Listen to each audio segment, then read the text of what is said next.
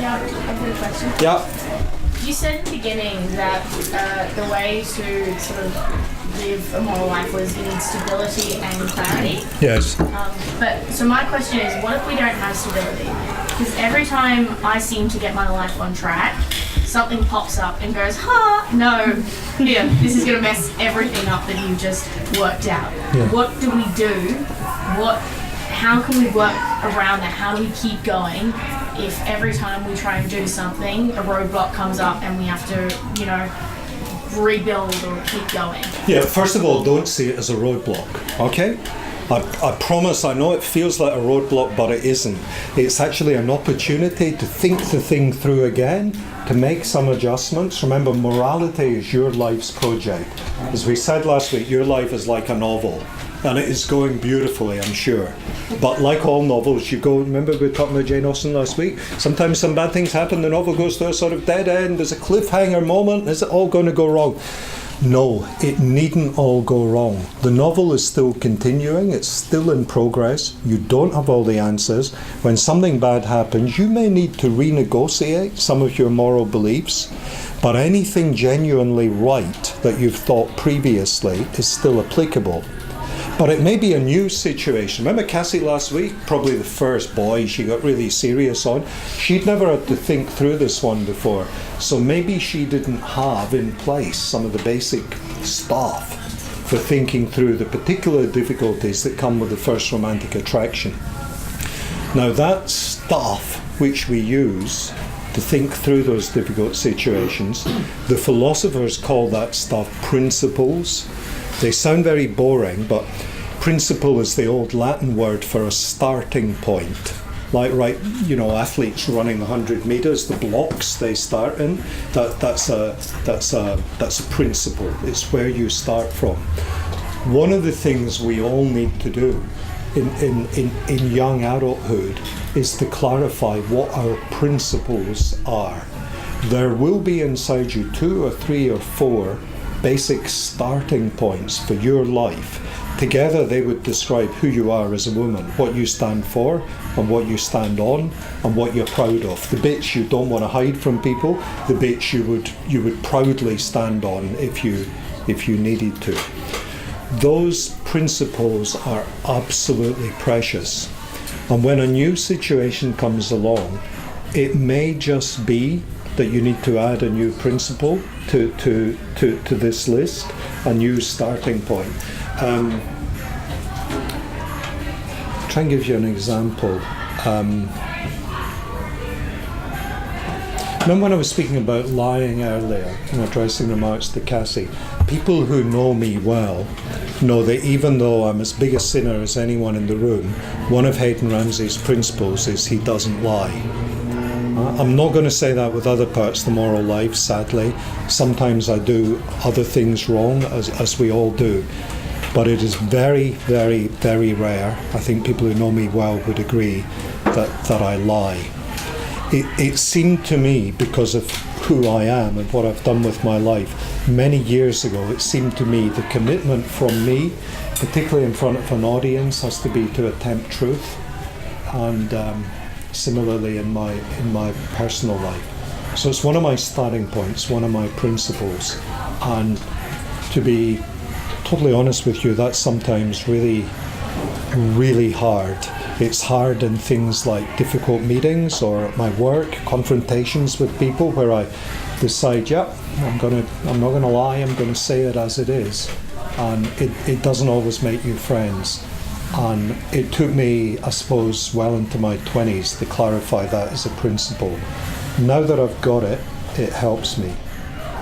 So my best advice in roadblock is, first of all, it's not a block, it's an opportunity, right? You don't have to bust through it like Wonder Woman, but also you don't need to go round the edge of it, sort of ignoring it, pretending it isn't there. You just need to think about it in terms of principles. Okay, question. Yeah, so. You said also earlier on that we're made of the physical, the intellect and the social, and basically the pursuit of happiness is basically to fulfill each of those parts, right? Yeah. because we always need to find new things to, basically fulfill those ends, I suppose. Does that mean that if there is a continual search to fulfill these things, that can we actually ever be happy? Because, you can't know everything, you can't attain all that knowledge. Can you be happy, or will you always be searching for it and then find it? Yeah, that's a great point. And of course, what I think you're drawing attention to is something really tremendous about the moral life, the life of a person, which is that the search for happiness is itself a key part of happiness, of being truly happy. Now, this was a point made by the great Greek philosophers, Plato and Aristotle. It was a point made by the greatest of the Christian early thinkers, St. Thomas Aquinas, that the search for happiness, basically the philosophical contemplative commitment to finding happiness, is part of what truly makes us happy, which is a roundabout philosopher's way of saying that of all the parts of your nature that should be fulfilled, probably your mind is a key here. Mental fulfillment, including a commitment to happiness, is key to getting happy. Now, let's go back to your tremendous question. We mustn't, of course, and I mustn't when I'm talking to you lot, we mustn't confuse happiness with perfection. There is obviously no way in bringing my mind to fulfillment that I'm going to know every truth or get every truth right, etc. There's no way I'm going to make my body the most perfect and most physically healthy and most beautiful body on earth. There's no way I'm going to turn myself with my imagination into a great artist because I can't paint at all. In my book, describing that would be describing Jesus Christ and no one else. So happiness is not so much a stage we reach and say, yep, got it, tick that box, can tick that box, can tick that box. Rather, it's a question of balancing your fulfillment in each of these areas in a way which adjusts to meet your life situation, your gifts, your talents, your opportunities as those open up as you grow as a man. So putting it sort of really simply for a moment, it might be just now at your age your mind is at its strongest. You'll never be this smart again because the organ. Yep, it's true. The organ, the brain, will start to deteriorate any moment now. But at the moment, your mind is tremendous. So maybe for you, happiness just now includes a key commitment to sort of developing your mind, finding things out, working things out. Maybe you're not so interested at the moment as some other aspects of happiness. I'm not going to, sort of pry into what that might be. But in my own case, physical well-being isn't so important as mental well-being. But at an earlier age in my life, it was. So as your life situation changes, your gifts, your opportunities, your obligations, so you change the balance between prioritizing the mind, the family, friends, imagination. So it's a living, growing, organic thing. But you're so right to point out, happiness is never completed, at least on earth. It's never perfected, at least on earth. And even if you believe in heaven, when you get to heaven and you are perfected, you're still not perfect, because only one is perfect definitionally. So short answer, I think it's a growing thing. I think it's a question of balance, and I think that balance should change as you change and as your life situation changes. But what do you think? Because this is the mind at its strongest. Well, I agree. I think that happiness is meant to be attained in heaven. So essentially that's what we strive for, and and as you said, we do that through striving to perfect those good habits, the virtues, as you said, trying to be generous and trying to be good, trying not to swear and things like that. That's how you by living a moral life, that's how you actually can direct yourself towards that telos, I suppose. Yeah.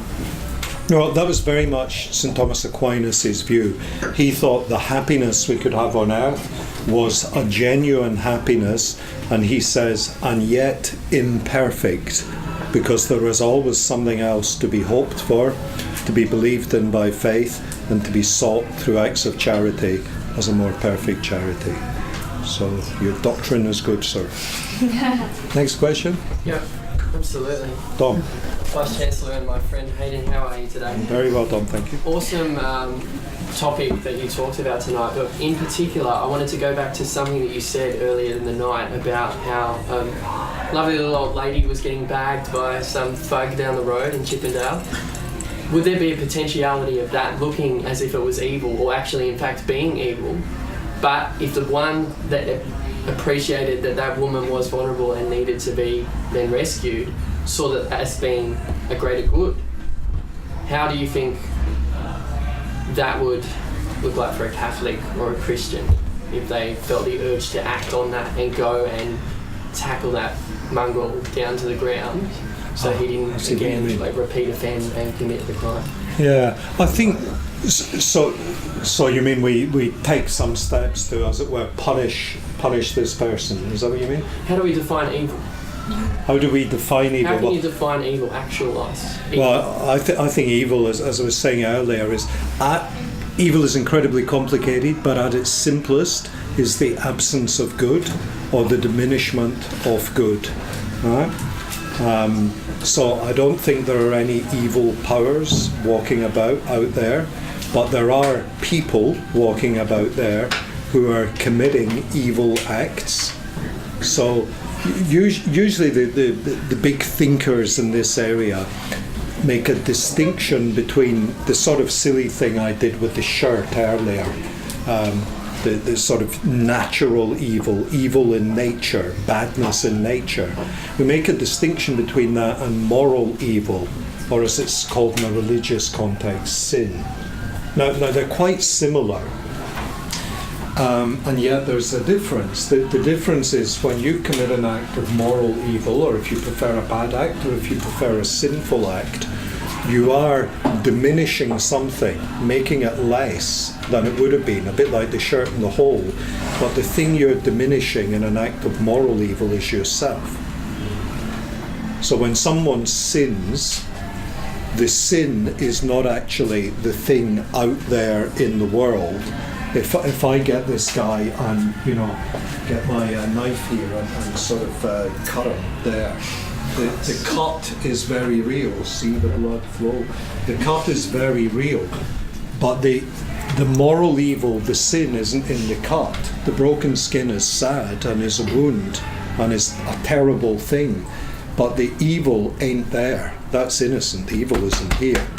The evil is in the breast and in the mind of this man. So would you say then that going back to that analogy that you said earlier tonight, if you then turned it into it was either he was going to stab me or stab that little old lady, or I acted and then done the inevitable, stab him, would that then be an actual good for everything else looking as if it was an actual evil?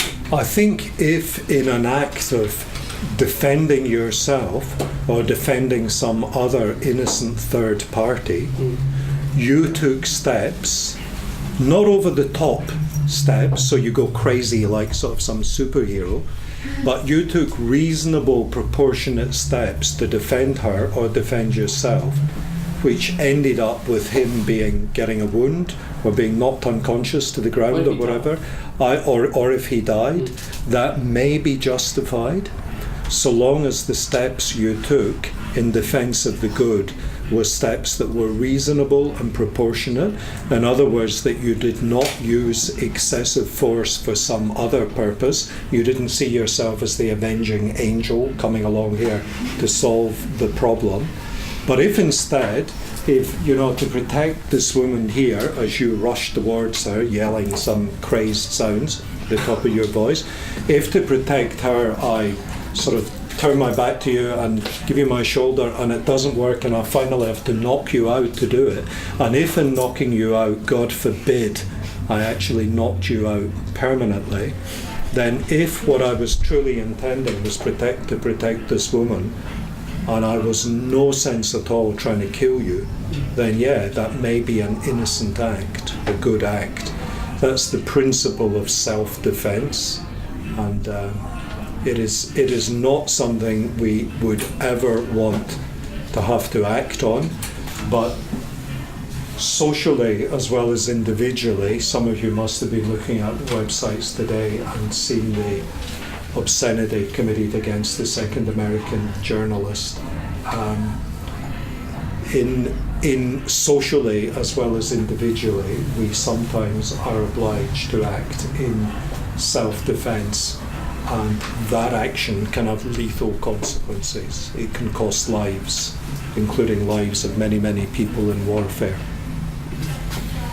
There was one lady over there first. Sorry, I just wanted to add on to the comments. It's like when you're more aware of your surroundings, like your faith, and you constantly analyze things, like thinking, you're constantly analyzing.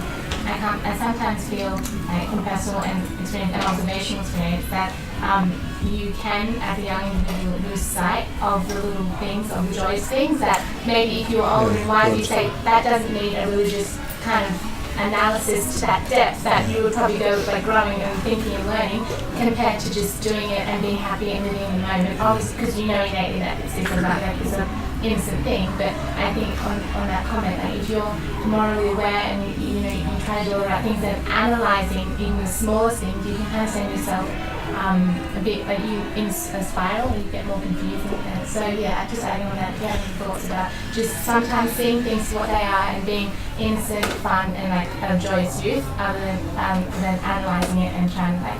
That's a lovely comment. That's the nicest I've heard for days and days and days. I think that's exactly right. The point of thinking things through, like we're doing tonight, is so that when you get in some sort of trouble, we've already done a bit of the thinking, you've got some of the principles in place, you can proceed. But the point of thinking things through, your word, analysis, isn't that this is a way of life, unless you do something really crazy and study philosophy. You know, for all of us in our human life, the point of thinking is just to get to a place where we don't have to think any longer, but we can just enjoy the joys of family and friends and sharing a meal together, saying your prayers in church and going for a run beside the harbour, and etc., etc. You're exactly right. I think the only slight caution I'd give is we can't make that beautiful, simple picture the whole of the good life, because one part of us, as the gentleman here reminded us, is the thinking part, and thinking gently and searching for the good life is very much part of the good life. And it's also good to do because when something happens and you get a bit distressed, it's good if you've done some thinking before, because you probably notice when you're in distress you can't think very clearly because you're emotionally all over the place. But I think your comment's a great one. Do you still have your point? Yeah, I was just thinking of what Nick was saying before about, basically about young people and the pressures that they may have in terms of, striving to attain these virtues and things like that. And I was thinking, would it not depend on the framework in which they're brought up? Like, for example, a lot of us in this room would find it fairly easy to at least know what they should and shouldn't be doing, like with the framework of the Catholic faith, 10 Commandments and so on and so forth, knowing, when they do something wrong. But if you have a friend who is of a different faith or hasn't formed his conscience in a certain way, it might be more difficult, especially when we're all thinking, that person shouldn't steal, that person shouldn't lie, and when you see people doing those things, it may seem so easy for us, but for other people it's, and we're not here just for ourselves, we are here for others, to be generous to other people as well. I think it's important as well, like, that may have been what Nick was getting at as well, like, to get to that pinnacle, like, there needs to be a framework, there needs to be some sort of development of conscience, I think, as well. Yeah, good. There's a lot in that. First of all, as you'll know, I'm sure, it's part of the Catholic faith that the most basic, the most fundamental moral truths are known by everyone, whatever their faith. So it's part of the Catholic faith that you don't need to be a Catholic or a Christian or anything apart from human to know the most basic moral truths.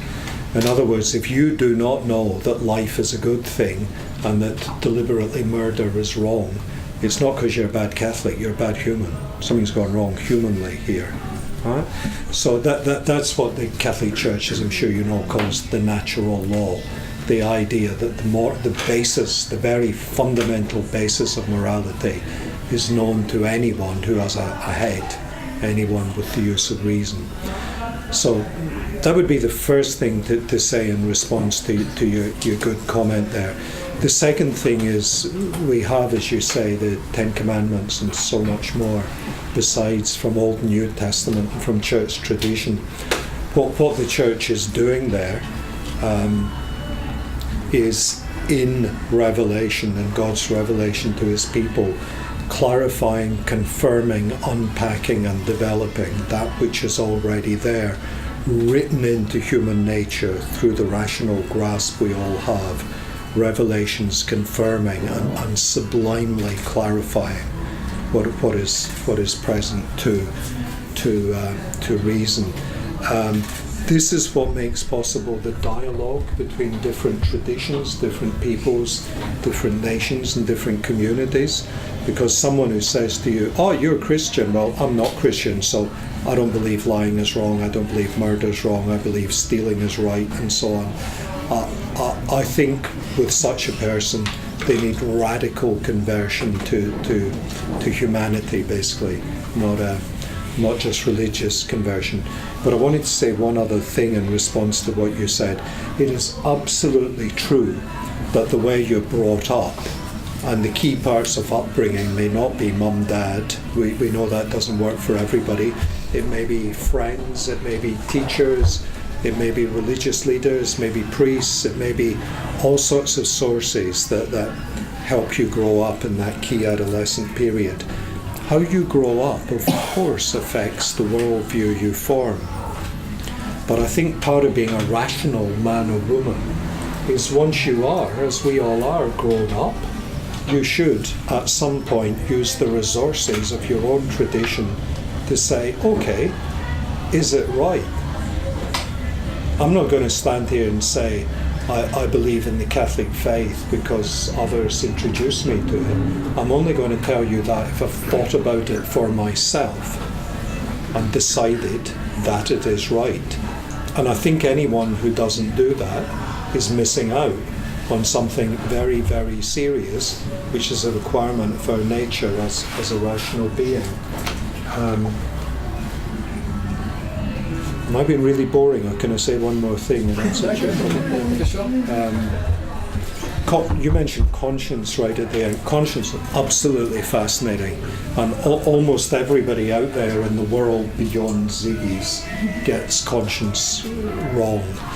And this isn't the place, and it's too late at night to have a big lecture on conscience, and I know that. But conscience is, if you write the word up, conscience, and you look at it, then I'll do that on top of the wine blackboard, but you'll see that conscience is basically the word science, conscience is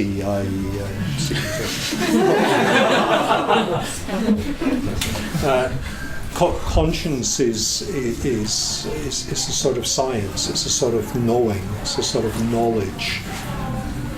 Conscience means standing there, gathering together in your head all you can possibly know on a certain topic.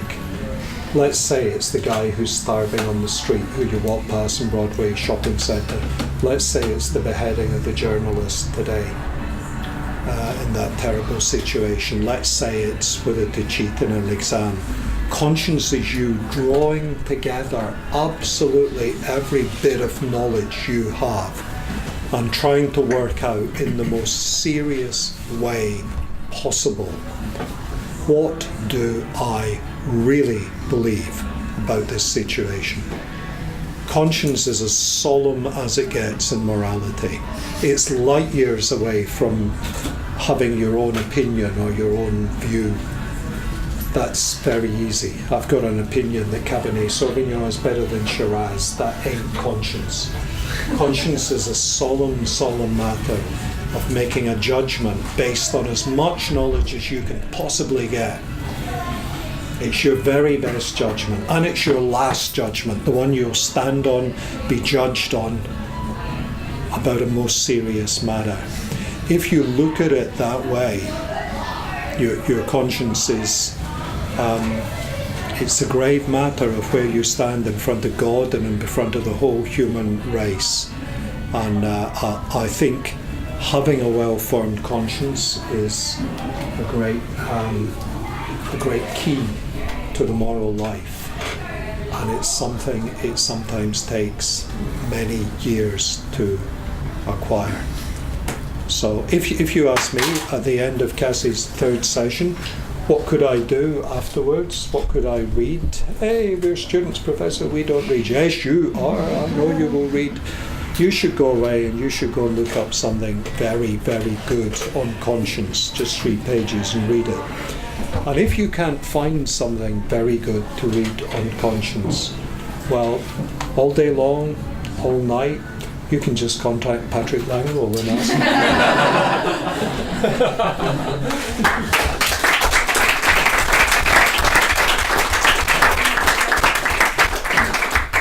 Make sure I block anyone or ban anyone who tries to contact me at 3 or 4 a.m. in the morning. Thank you, Hayden. Thank you, Cassie. We'll be back again next week for the 4th and final instalment of the Choicez series, to give you a bit of a sneak peek, although not to reveal all the details. Some of those questions that I've been told that you might be sharing are a little bit more about, if I'm doing all this and I'm going through life, and what's it all about in terms of if God exists, what does he want me to do? How do I understand what the right thing is to do if I'm someone who believes in God? And how do I help others in that? And how do I understand what my calling in life might be? And the uncertainties of that. But there's a lot more there. It's a very exciting one, I'm sure. So please come back and bring your friends, invite others, and we'll see you here again next week in Zigi's for the 4th one. Thanks, everyone.